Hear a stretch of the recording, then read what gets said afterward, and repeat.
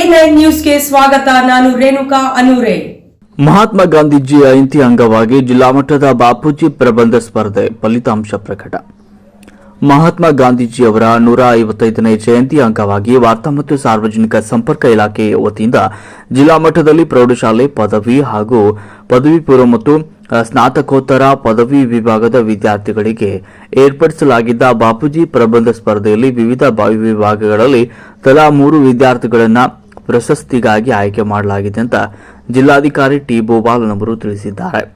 ಪದವಿ ಪೂರ್ವ ವಿಭಾಗದಲ್ಲಿ ಕೋಲಾರ ತಾಲೂಕಿನ ಕೂಡ್ಗಿ ಸರ್ಕಾರಿ ಪದವಿ ಪೂರ್ವ ಕಾಲೇಜಿನ ವಿದ್ಯಾರ್ಥಿನಿ ಆರತಿ ಕುಂಬಾರ್ ಪ್ರಥಮ, ವಿಜಯಪುರ ನಗರದ ಬಿಡಿಇ ಬಾಲಕಿಯರ ಪದವಿ ಪೂರ್ವ ಕಾಲೇಜಿನ ವಿದ್ಯಾರ್ಥಿನಿ ರಾಗಿಣಿ ಬಗ್ಲಿ ದ್ವಿತೀಯ ಹಾಗೂ ಮುದ್ದೇಬಿಹಾಳದ ಎಂಜಿವಿಸಿ ಪದವಿ ಪೂರ್ವ ಕಾಲೇಜಿನ ವಿದ್ಯಾರ್ಥಿನಿ ಭಾಗ್ಯಶ್ರೀ ಮಡಿವಾಳರ್ ತೃತೀಯ ಸ್ಥಾನವನ್ನು ಪಡೆದಿದ್ದಾರೆ.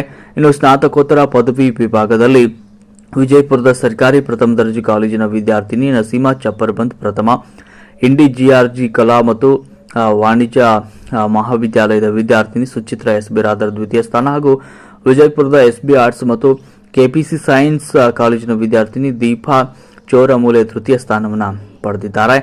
ಇನ್ನು ಈ ಸಂದರ್ಭದಲ್ಲಿ ಪ್ರಬಂಧ ಸ್ಪರ್ಧೆಯಲ್ಲಿ ಪ್ರೌಢಶಾಲಾ ವಿಭಾಗದಲ್ಲಿ ವಿಜಯಪುರ ಗ್ರಾಮೀಣ ವಲಯದ ಕಣ್ಮುಚ್ಚನಾಳ ಸರ್ಕಾರಿ ಪ್ರೌಢಶಾಲೆಯ ವಿದ್ಯಾರ್ಥಿನಿ ಪ್ರೀತಿ ಮಾಬಿಚರ್ಗಿ ಪ್ರಥಮ ಹಾಗೂ ಸಿಂದಗಿ ತಾಲೂಕಿನ ಕೆರೋಟಿ ಸರ್ಕಾರಿ ಪ್ರೌಢಶಾಲೆ ವಿದ್ಯಾರ್ಥಿನಿ ಸಾನಿಯಾ ಆಗೊಂಡಿ ದ್ವಿತೀಯ ಹಾಗೂ ಇಂಡಿ ತಾಲೂಕಿನ ಹಿರೇರೋಗಿ ಬೋಳಗಾಂವ್ ಎಸ್ಪಿಯು ಕಾಲೇಜಿನ ವಿದ್ಯಾರ್ಥಿನಿ ಬೋರಮ್ಮ ತಾವರ್ಕೆಡ್ ತೃತೀಯ ಸ್ಥಾನವನ್ನು ಪಡೆದಿದ್ದಾರೆ.